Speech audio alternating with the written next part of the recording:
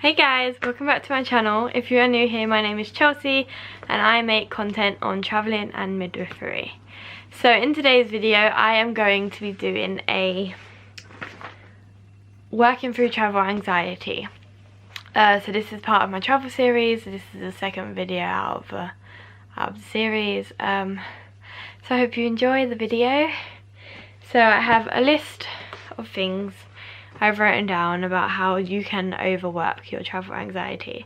I suffer really bad with travel anxiety. Whenever I leave my parents to go through the security, I literally bawl my eyes out and I look like a complete idiot and I get really anxious. Not good with strangers, to be honest. So sitting on a plane by myself is very anxious. Like, oh, it's horrible, but you can work through it. There's ways to overwork it and I'm gonna show you those of what I've learnt. So I've got a before travelling and a during travelling list. So before travelling, one of the tips is remind yourself why you want to travel. This is an important factor to work through your anxiety, because think of the amazing trip you're gonna have, everything that you have planned for this trip and why you love travelling, and this is going to help you work through it because you're going to remember what you love about travelling and all the amazing things you're going to do, and you're going to look back in those memories in a few years and you're going to think, oh my god, I'm so glad I did that trip. I'm so glad I didn't let my anxiety get in the way of that. So definitely keep in mind as to why you want to travel and what you're going to be doing when you're out there.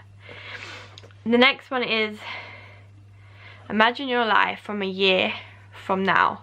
So look back, so say in a year's time you look back to that time you was meant to go travelling but you didn't because you let your travel anxiety got in the way of you, and you're gonna think, oh my god, why did I let that get in the way? Like, that would have been an amazing trip and it would have been a lifelong memory I would have had, and I missed out on that because I let my anxiety get in the way. And do you really want to look back in a year's time and think like that? Because it's not worth it.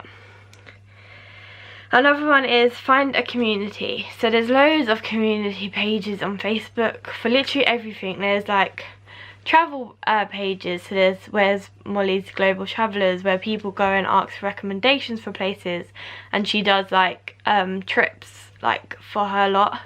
So like 60 people go away with her and they have amazing time and everything. There's ones for depression, anxiety, travel anxiety, everything. There's always communities out there. There's so many different communities.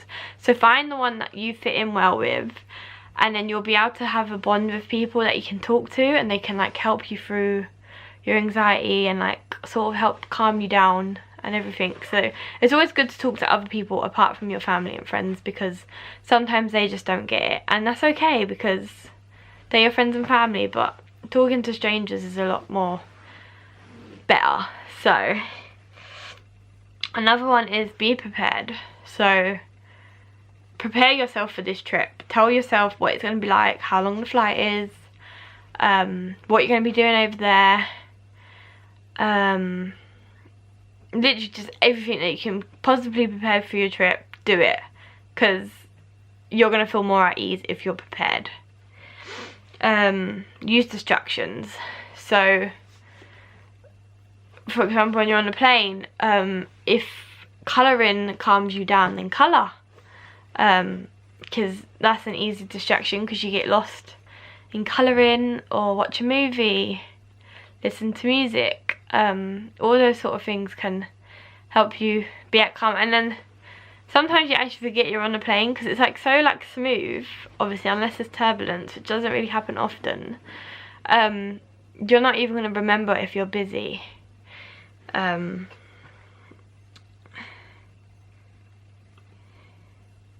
Go with a travel buddy. So if you really don't want to travel by yourself because of your anxiety and you know how you are, then go with like a close friend. You can go traveling together, or your family, your mum, your sister, your niece, whatever.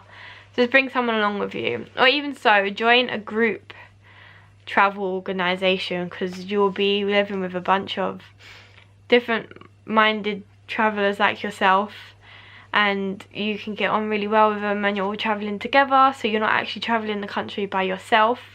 so that's one of a good option as well. And I can leave a bunch of travel organisations down below that you may be interested in. Consult your doctor. So if your doctor knows about your anxiety and depression, and if he doesn't, then please go to your doctor, because they can help so much. They can give you tablets so you can be at ease, that you can take when you feel anxious, and they can help you calm down.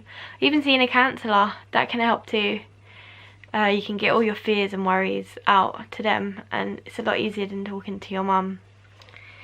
Have a binder with everything inside. So I have a binder that I make every time I go away. So it includes my flight itinerary, things I'll be doing on the weekends, during the week, my travel insurance, things I want to do and see, literally everything that you need, basically, all your documents and everything. Just have it all in one place, and that way it's all organised and you're not going to feel stressed about everything. Create a super detailed itinerary. Right, so if you're one of those people who get really stressed out if nothing's planned, then create an itinerary for every single day that you're going to be travelling, and that you know that you're going to be doing, because that way it can sort of make your mind at ease. Obviously you don't always have to travel it, because things can change when you're travelling, but initially have an itinerary so that way you feel prepared and planned for the trip. With landing and takeoff, listen to a chill playlist. So something, that music that's going to chill you out, not stress you out. So something calming that will help you not worry about you flying off into the air or landing down. So that can always help. So during travelling, so form a routine.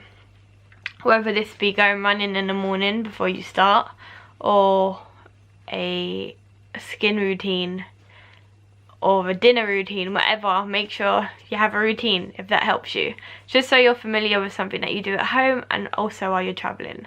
So I'm still going to be doing my skincare routine. Yeah, so I'm not going to change that because that's my routine and I'm used to it. Ignore your intuition.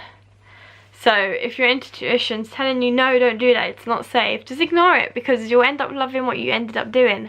For example, you want to do a skydive, but your intuition's saying no, don't do that, that's too scary, it's too dangerous, something could happen. Ignore it, because 9 times out of 10 you're going to enjoy it. It's going to be the best thing you ever did, and you're going to be glad you did it. So ignore it. Set money aside for the bad days. So you want to make sure you have money saved, just in case something goes wrong, you lose your purse, your bag, whatever, and you need money. Have spare money kept away, so you know that there's nothing to worry about. You can get to places, or you can come home, or whatever. Bad luck can often be good luck.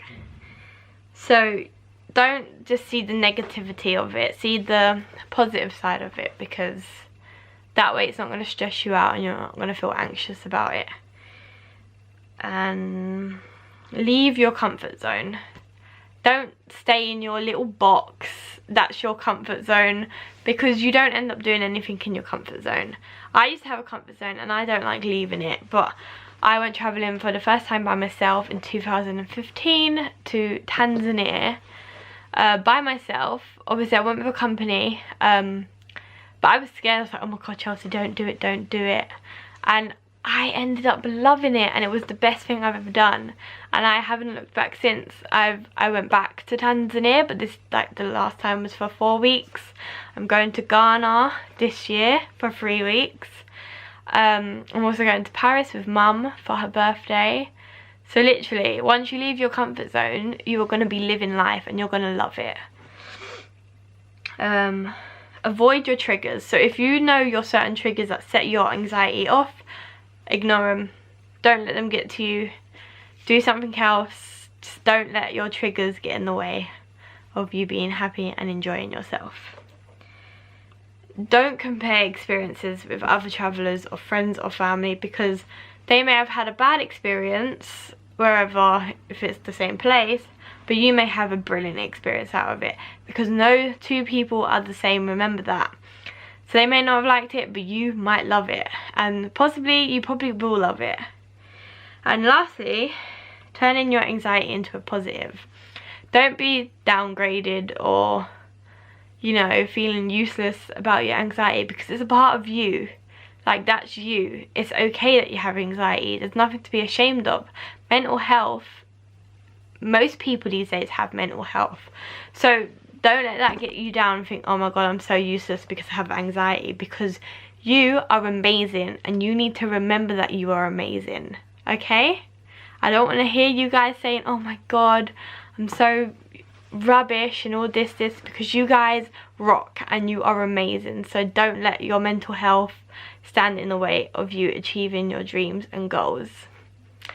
Well, I hope you enjoyed this video, and I hope the next time you travel or want to travel, don't let your anxiety get in the way of you. And I will see you in my next video. Bye guys.